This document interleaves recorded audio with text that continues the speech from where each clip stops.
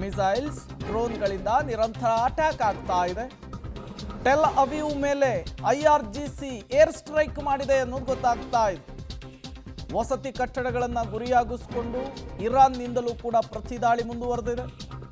Israel ಮೇಲೆ Iran ಪ್ರತೀಕಾರದ ದಾಳಿಯನ್ನು ಮುಂದುವರಿಸಿರುವಂಥದ್ದು ನೀವು ಕೂಡ ದೃಶ್ಯವನ್ನು ಗಮನಿಸ್ತಾ ಇದ್ದೀರಿ. ದಾಳಿ ಪ್ರತಿ ದಾಳಿ, ರಕ್ತಕ್ಕೆ ರಕ್ತ, ಮುಯಿಗೆ ಮುಯಿ. ಯುದ್ಧ ಅಂದ್ರೇನೆ ಇದು. ಸಾವನ್ನಪ್ಪುವಂಥದ್ದು ಅಮಾಯಕರು, ಬಡವರು, ಬಲಿಪಾಶು ಆಗುವಂಥದ್ದು ಆ ದೇಶದ ಜನರು. ಈಗ ಇಸ್ರೇಲ್ ಇರಾನ್ನಲ್ಲೂ ಕೂಡ ಅದೇ ಆಗ್ತಾ ಇದೆ. ಟೆಲ್ ಅವೀವ್ ಮೇಲೆ IRGC ಏರ್ ಸ್ಟ್ರೈಕ್ ಮಾಡಿದಂತಹ ಪರಿಣಾಮ ಹೇಗೆ ಜನವಸತಿಯ ಕಟ್ಟಡಗಳು ಹೊತ್ತಿ ಉರಿತಾ ಇದೆ ಅನ್ನುವಂತಹ ಒಂದು ದೃಶ್ಯವನ್ನು ಗಮನಿಸ್ತಾ ಇದ್ದೀರಿ. ಮತ್ತೊಂದು ಕಡೆ ತೈಲ ಘಟಕಗಳನ್ನು ಟಾರ್ಗೆಟ್ ಮಾಡಿಕೊಂಡು ಇಸ್ರೇಲ್ ಇರಾನ್ ಮೇಲೆ ದಾಳಿ ಮಾಡಿದಂತಹ ಪರಿಣಾಮ ಏನೆಲ್ಲ ಆಗ್ತಾ ಇದೆ ಅನ್ನೋದನ್ನು ನೋಡ್ತಾ ಇದ್ದೀರಿ. ಡೀಟೇಲ್ಸ್ ಕೊಡೋದಕ್ಕೆ ಶಬೀರ್ ನೇರ ಸಂಪರ್ಕದಲ್ಲಿ ಜಾಯಿನ್ ಆಗಿದ್ದಾರೆ.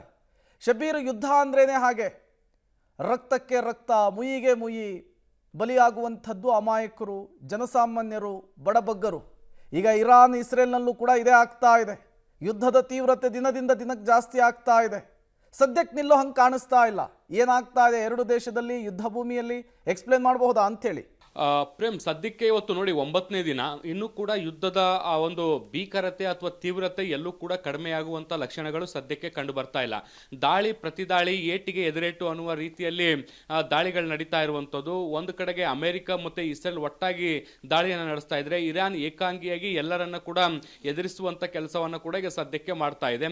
ಮುಖ್ಯವಾಗಿ ಮಧ್ಯಪ್ರಾಚ್ಯದಲ್ಲಿ ಇರಾನ್ ನಾನು ದಾಳಿ ಮಾಡಲ್ಲ ಅನ್ನುವಂಥ ನಿಟ್ಟಿನಲ್ಲಿ ನಿನ್ನೆಷ್ಟೇ ಹೇಳಿಕೆಯನ್ನು ಕೊಟ್ಟಿತ್ತು. ಇರಾನ್ನ ಅಧ್ಯಕ್ಷರು ನಾವು ಗಲ್ಫ್ ದೇಶಗಳ ಮೇಲೆ ದಾಳಿಯನ್ನು ಮಾಡಲ್ಲ, ಗಲ್ಫ್ ದೇಶಗಳು ಮೊದಲು ದಾಳಿಯ ಮಾಡೋವರೆಗೂ ಕೂಡ ನಾವು ಯಾವುದೇ ರೀತಿಯಾದಂಥ ಅಟ್ಯಾಕ್ ಅನ್ನು ಅವರ ಮೇಲೆ ಮಾಡಲ್ಲ, ಈವರೆಗೂ ಮಾಡಿರುವಂಥ ಅಟ್ಯಾಕ್ಗಳಿಗೆ ಸಂಬಂಧಪಟ್ಟಂತೆ ನಾವು ಕ್ಷಮೆಯನ್ನು ಕೋರ್ತೀವಿ ಅನ್ನುವಂಥ ಹೇಳಿಕೆಯನ್ನು ಕೊಟ್ಟಿತ್ತು. ಸೊ ಇದರ ಬೆನ್ನಲ್ಲೇ ಮತ್ತೆ 2 ದಾಳಿಗಳನ್ನು ಮುಖ್ಯವಾಗಿ ಮಾಡಿರುವಂಥದ್ದು. ಸೌದಿ ಮತ್ತೆ ಕತಾರ್ನ ಮೇಲೆ ಈ ಒಂದು ದಾಳಿಗಳಾಗಿದ್ದಾವೆ, ಮತ್ತೆ ಕುವೈತ್ನ ಮೇಲೂ ಕೂಡ ದಾಳಿಗಳಾಗಿದ್ದಾವೆ. ಮುಖ್ಯವಾಗಿ ಈ ಒಂದು ಕಚ್ಚಾ ತೈಲದ ನಿಕ್ಷೇಪಗಳನ್ನು ಮತ್ತೆ ಬೇರೆ ಬೇರೆ ಪ್ರಮುಖ ಘಟಕಗಳನ್ನು ಗುರಿಯಾಗಿಸಿಕೊಂಡು ದಾಳಿಗಳನ್ನು ನಡೆಸುವಂಥ ಕೆಲಸವನ್ನು ಕೂಡ ಈಗ ಇರಾನ್ ಮಾಡ್ತಾ ಇರುವಂಥದ್ದು. ಇದಕ್ಕೆ ಪ್ರತಿಯಾಗಿ ಅಮೆರಿಕ ಕೂಡ ಈಗ ಪ್ರತಿ ದಾಳಿಯನ್ನು ಮಾಡಿರುವಂಥದ್ದು. ಮುಖ್ಯವಾಗಿ ಇರಾನ್ನಲ್ಲಿರುವಂಥ ಕಚ್ಚಾ ತೈಲದ ನಿಕ್ಷೇಪಗಳನ್ನು ಕೂಡ ಗುರಿಯಾಗಿಸಿಕೊಳ್ಳುವಂಥ ಕೆಲಸವನ್ನು ಕೂಡ ಮಾಡಿದೆ. ಸೊ ಸೇಮ್ ಪ್ಯಾಟರ್ನ್ ಅನ್ನು ಫಾಲೋ ಮಾಡುವಂಥ ಕೆಲಸವನ್ನು ಇಲ್ಲಿ ಅಮೆರಿಕ ಮತ್ತು ಇರಾನ್ ಎರಡೂ ಕೂಡ ಮಾಡ್ತಾ ಇರುವಂಥದ್ದು.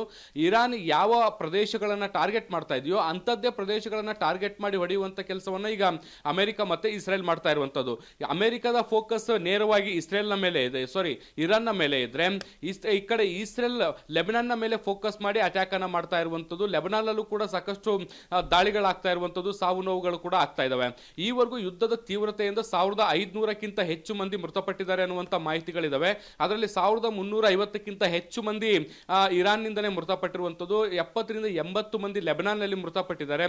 ಸೊ ದೊಡ್ಡ ಪ್ರಮಾಣದ ಹಾನಿ ಲೆಬನಾನ್ ಮತ್ತೆ ಇರಾನ್ಗೆ ಆಗ್ತಾ ಇರುವಂಥದ್ದು. ಸೊ ಈ ತೀವ್ರತೆಗಳು ಇನ್ನೂ ಕೂಡ ಸದ್ಯಕ್ಕೆ ಕಡಿಮೆ ಆಗುವಂತ ಲಕ್ಷಣಗಳಿಲ್ಲ. ಬಹುಶಃ ಈ ವಾರವೂ ಕೂಡ ದೊಡ್ಡ ಪ್ರಮಾಣದಲ್ಲಿ ಇದು ಮುಂದುವರಿಯುವಂತ ಸಾಧ್ಯತೆಗಳಿದಾವೆ ಪ್ರೇಮ್.